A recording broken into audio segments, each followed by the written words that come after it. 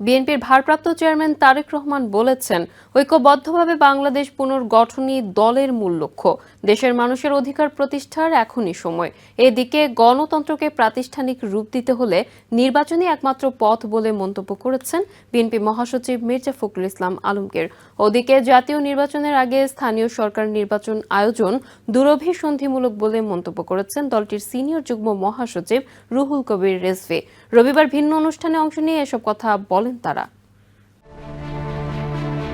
রবিবার রাজধানীতে বিভিন্ন অনুষ্ঠানে অংশ নেন বিএনপি নেতারা, যেখানে নির্বাচন নিয়ে সবার মুখে ছিল একই সুর। জাতীয় নির্বাচন নিয়ে গড়িমসি না করে অন্তর্বর্তী সরকারকে নির্বাচনের চূড়ান্ত ডেডলাইন ঘোষণা করার দাবি জানান তারা।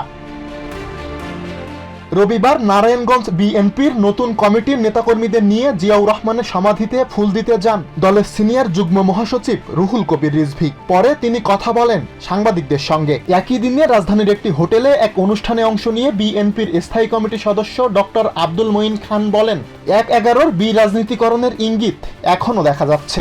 দেশের মানুষ গণতান্ত্রিক ট্রানজিশন চায়। এদিকে রবিবার ঠাকুরগাঁওয়ে এক অনুষ্ঠানে অংশ নিয়ে বিএনপি মহাসচিব মির্জা ফখরুল ইসলাম আলমগীর বলেন, গণতন্ত্রকে প্রাতিষ্ঠানিক রূপ দিতে জাতীয় নির্বাচনের বিকল্প নেই। এদিন নড়াইল জেলা বিএনপির সম্মেলনে ভার্চুয়ালি যোগ দেন বিএনপির ভারপ্রাপ্ত চেয়ারম্যান তারেক রহমান। এ সময় তিনি ঐক্যবদ্ধভাবে দেশ পুনর্গঠনই দলের মূল লক্ষ্য উল্লেখ করে বলেন, সময় এসেছে দেশের মানুষের অধিকার প্রতিষ্ঠার। সমাবেশে যে কোনো মূল্যে জনগণের আস্থা অর্জন করতে নেতাকর্মীদের কাজ করার নির্দেশ দেন তারেক রহমান।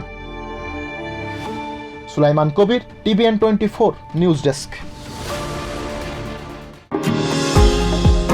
নিউ ইয়র্ক থেকে সম্প্রচারিত TVN 24 টেলিভিশন বিশ্বজুড়ে বাঙালির কণ্ঠস্বর।